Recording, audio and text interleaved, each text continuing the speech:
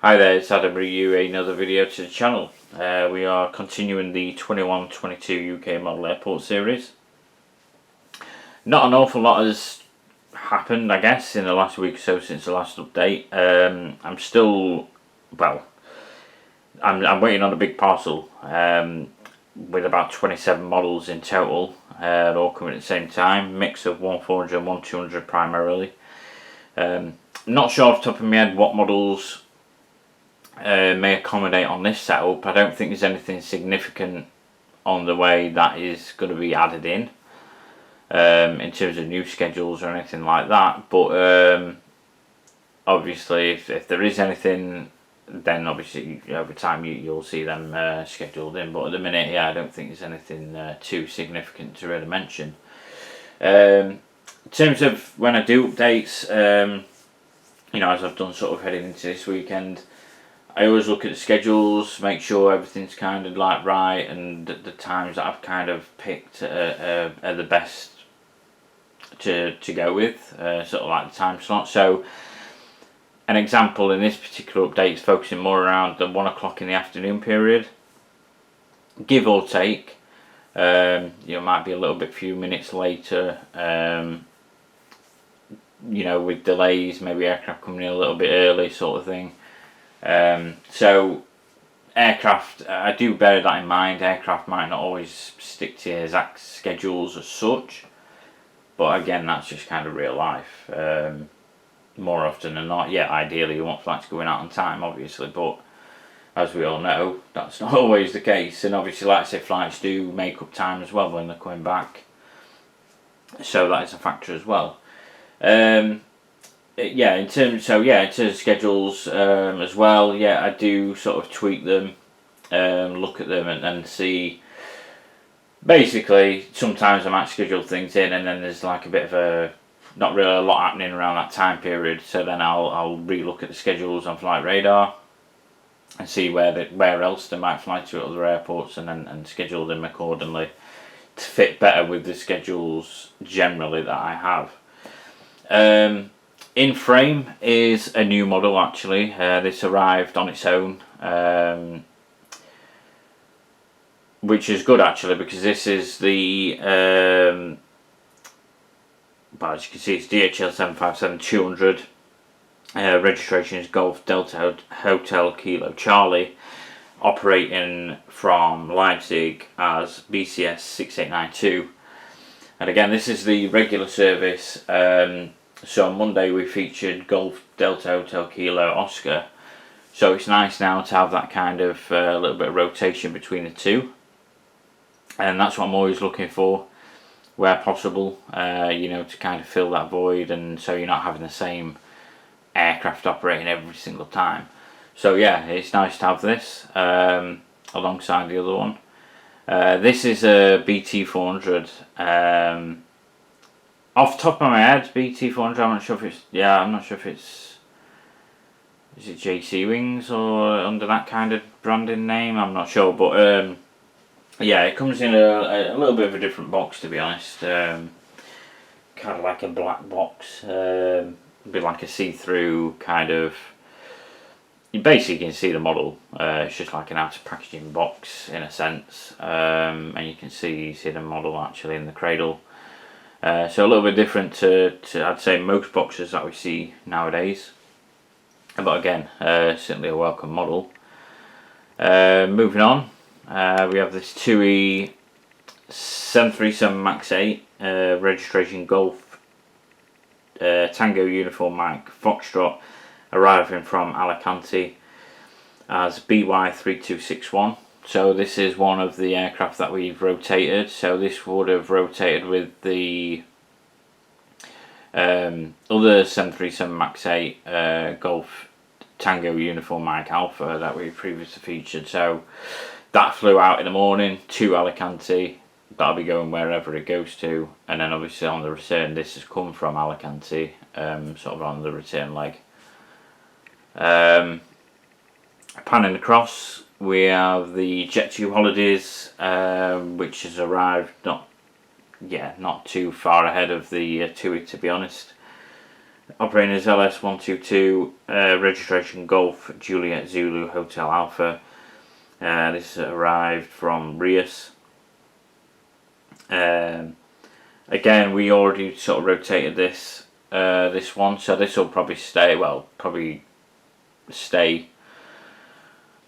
it's come back. Obviously, we'll head back out, and I'm probably rotate this one on the next return leg from wherever it flies back out to.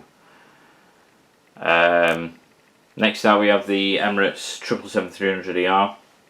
This is one of two Emirates 777s that I have at the minute. Registration Alpha 6 Echo Papa. Of course, doing a service from and to Dubai. This is preparing for departure as EK36. If we do transition into sort of modern day times, so like current period, like 2025, maybe 2026, depending on, you know, when we get to that stage. Yeah, I will be looking to feature the A350s. Obviously, they are becoming a familiar sight, certainly to Edinburgh. I've seen quite a few posts regarding the A350s there. So yeah, I'll be looking to kind of maybe feature them down the line. I believe Gemini just announced another registration EXB, so yeah, nice to see a couple of them being released. Again, this is, like I said, this is getting ready for departure. Probably the most significant movement of this update, I'd say, because we've not really featured Emirates yet. Emirates did fly in on Monday, but we didn't feature it because the time limit around 1 o'clock was very limited. The schedules were nothing like this that we have in this update, so that's why that didn't feature.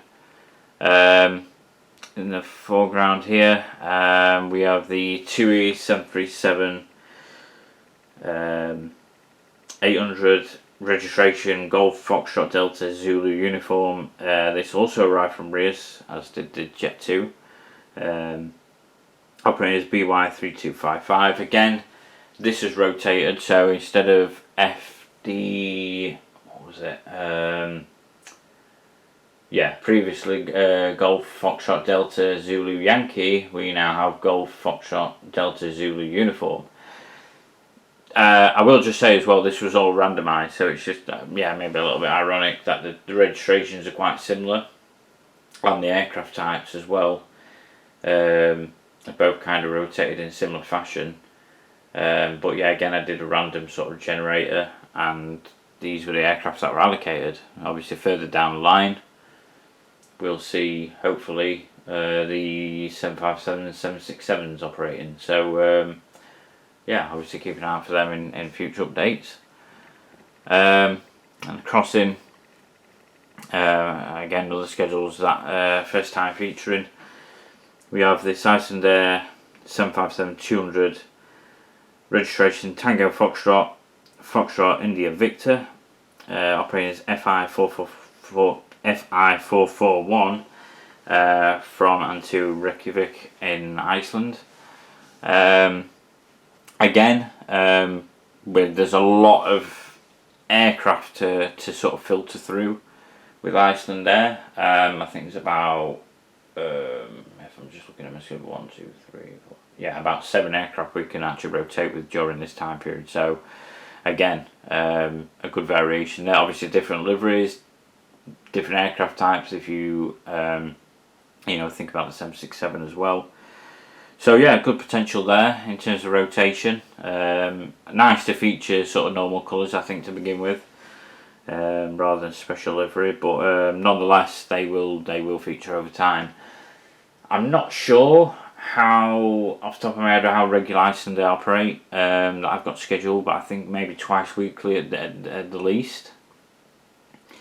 So yeah, it might be on a Tuesday and Thursday, I'm not sure off the top of my head, but yeah, hopefully down the line we'll see that feature more so. And then as we sort of conclude the video, we have this Qatar Airways A330-300 registration Alpha 7 Alpha Echo Foxtrot, and this is doing the service, daily service from and to Doha, arriving as QR27. Again, not so long sort of arrived, this one as well.